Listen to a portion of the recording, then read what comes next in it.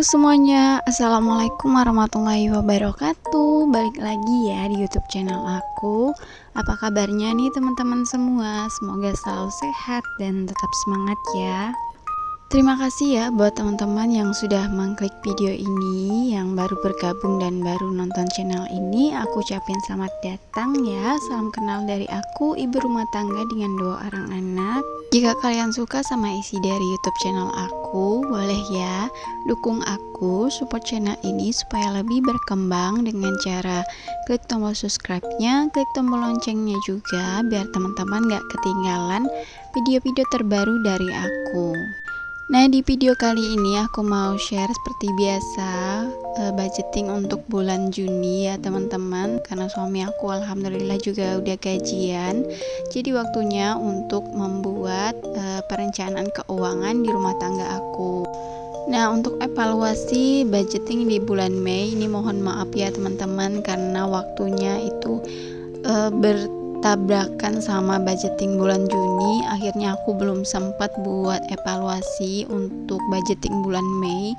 Jadi untuk evaluasi budgeting bulan Mei mungkin di luar dari video ini ya teman-teman, cuman gak bisa aku sharing ke teman-teman semua. Tapi alhamdulillah untuk budgeting di bulan Mei kali ini tuh gak over budget ya, masih ada sisa gitu walaupun sedikit. Bersyukur banget sih, yang penting gak minus dan over budget. Oke, balik lagi ke budgeting bulan Juni. Di sini aku mau bahas bagaimana cara aku walaupun punya cicilan tapi tetap bisa nabung ya teman-teman. Karena banyak banget di DM Instagram aku tuh teman-teman yang sharing gitu ya, yang bertanya bagaimana caranya agar bisa menabung sementara kita punya hutang atau cicilan. Nah, di sini aku mau sedikit bahas ya dari kacamata aku sebagai ibu rumah tangga biasa, bukan dari seorang ahli keuangan ya teman-teman. Untuk kita sendiri, selain punya penghasilan bulanan atau penghasilan tetap dari gajinya suami, kita juga punya penghasilan tambahan ya. Ini juga sempat aku sharing di Instagram aku, bahwasanya ketika kita pengen tabungan kita banyak, aset kita banyak, atau financial goal kita bisa tercapai, selain berhemat, kita juga harus punya penghasilan tambahan selain dari gaji kita, agar semua tujuan finansial kita itu cepat tercapai. Misalnya pengen punya rumah atau pengen punya tabungan pendidikan anak, dana pensiun dan lain-lainnya. Agar semua tujuan finansial itu tercapai, kita harus punya lebih dari satu penghasilan ya teman-teman, yaitu tadi penghasilan tambahan. Untuk peluang penghasilan tambahannya sendiri ini macem-macem ya teman-teman, banyak banget peluangnya di zaman kita yang serba canggih seperti sekarang. Apalagi untuk ibu rumah tangga seperti kita, itu tidak menutup peluang untuk bisa menghasilkan dari rumah saja. Nah, untuk kita pribadi, selain dari gaji suami, ini juga ada penghasilan tambahan juga dari usaha sampingannya suami. Terus aku juga kadang dari aku main sosmed, dari main YouTube gitu ya, ada gitu ya sedikit penghasilan tambahan yang bisa sebagiannya itu ditabung. Jadi alhamdulillah banget sih dengan menjadi ibu rumah tangga saja tapi tetap bisa berpenghasilan itu merupakan suatu kebanggaan tersendiri buat aku. Buat teman-teman yang pengen berpenghasilan walau jadi ibu rumah tangga saja, bisa juga ya dicoba dengan cara buka usaha online, misalnya menjadi reseller online di bidang fashion anak atau perabotan rumah tangga, dari fashion hijab dan lain-lain sesuai sama passion yang kita punya. Kemudian bisa juga membuka usaha jasa seperti jasa privat, jasa ngajar ngaji, jasa cuci, setrika, laundry gitu ya, jasa jaga anak dan lain-lain. Pokoknya yang penting kita jangan gengsi-gengsi, yang penting usaha kita itu halal gitu ya. Nah, selain yang aku sebutin tadi, teman-teman bisa juga nih gabung jadi partner afiliasi dari berbagai macam brand. Sekarang tuh udah banyak banget programnya untuk bisa menjadi partner afiliasi. Teman-teman bisa cari informasinya di YouTube ataupun di Google, banyak banget ya tutorialnya.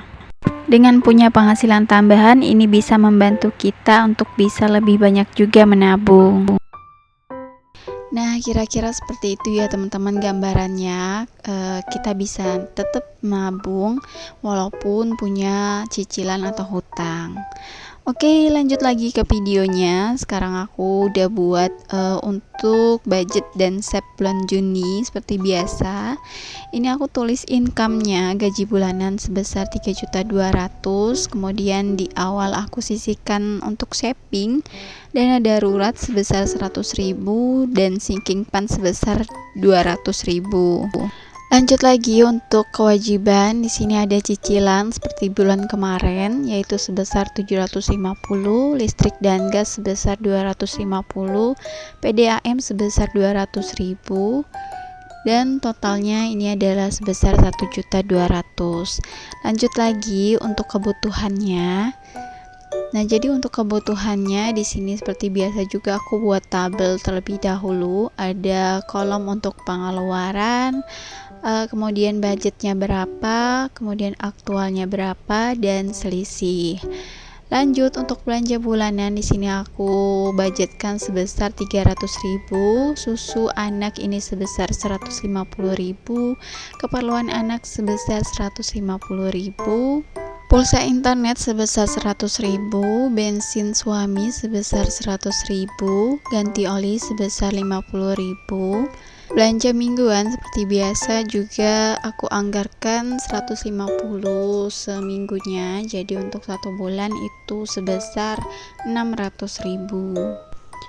Lanjut lagi di sini untuk jajan aku anggarkan juga sebesar 100.000 seperti bulan kemarin. Kemudian untuk anggaran jaga-jaga juga 100.000 dan terakhir itu sedekah 50.000. Jadi total untuk kebutuhan ini adalah sebesar 1.700.000. Oke, ini alhamdulillah aku udah selesai buat untuk nominal-nominal berapa aja pengeluaran yang akan dibutuhkan selama 1 bulan ke depan. Ini tinggal aku finishing aja dengan garis-garis, terus aku hias-hias sedikit biar kalau ngelihatnya tuh lebih semangat untuk bikin budgeting ya. Sekalian juga aku mau bahas beberapa pertanyaan di Instagram.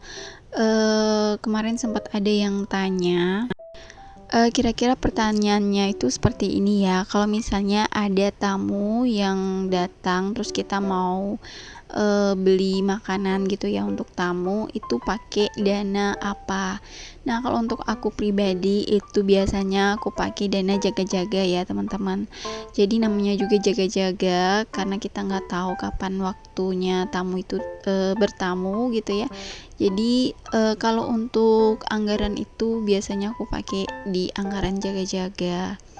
Terus kalau untuk anggaran jaga-jaga ini juga biasanya aku pakai kalau misalnya ketika belanja mingguan gitu ya, terus ada yang kelupaan dibeli, biasanya aku kan belanja ke warung gitu ya untuk barang yang lupa dibeli tadi.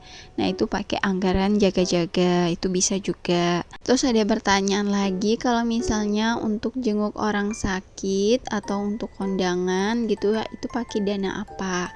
Nah, kalau untuk kondangan sendiri itu bagusnya pakai sinking fund ya, dibuat sinking fund dulu khusus untuk kondangan. Terus kalau misalnya untuk jenguk orang sakit itu boleh kita pakai dana darurat karena memang mendesak gitu ya.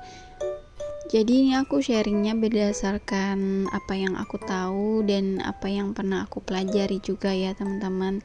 Jadi kalau misalnya memang masih ada yang kurang-kurang, mohon untuk dimaklumi karena memang aku juga masih belajar, jadi kita sama-sama belajar aja ya teman-teman.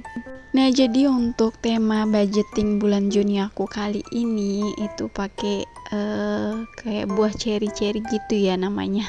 Kurang tahu juga, tapi ini aku cari inspirasinya di Google. Seperti biasa aku cari kata kuncinya itu inspirasi bullet journal dan muncullah ini. Kayaknya segar aja gitu ya, perpaduan warna merah sama warna hijau, jadi bikin fresh dan bikin tambah semangat buat budgeting. Nah, untuk teman-teman sendiri gimana nih? Sudah bikin budgetingnya belum? Ada tim yang gajiannya akhir bulan, ada juga tim yang gajiannya awal bulan ya. Pokoknya beda-beda. Kemarin aku sempat baca-baca komen juga. Kalau aku tim gajiannya yang pertengahan bulan bun, kalau aku gajiannya yang tim awal bulan bun.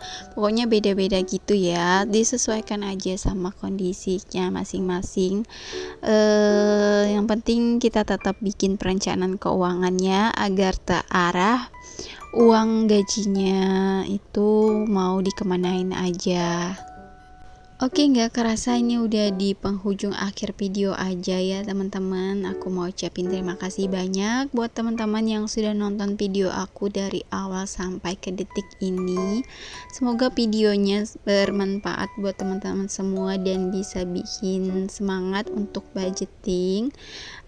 Semoga videonya bermanfaat. Kalau kalian suka silahkan di like, komen, dan subscribe. Sampai ketemu di video aku selanjutnya. Wassalamualaikum warahmatullahi wabarakatuh. Bye.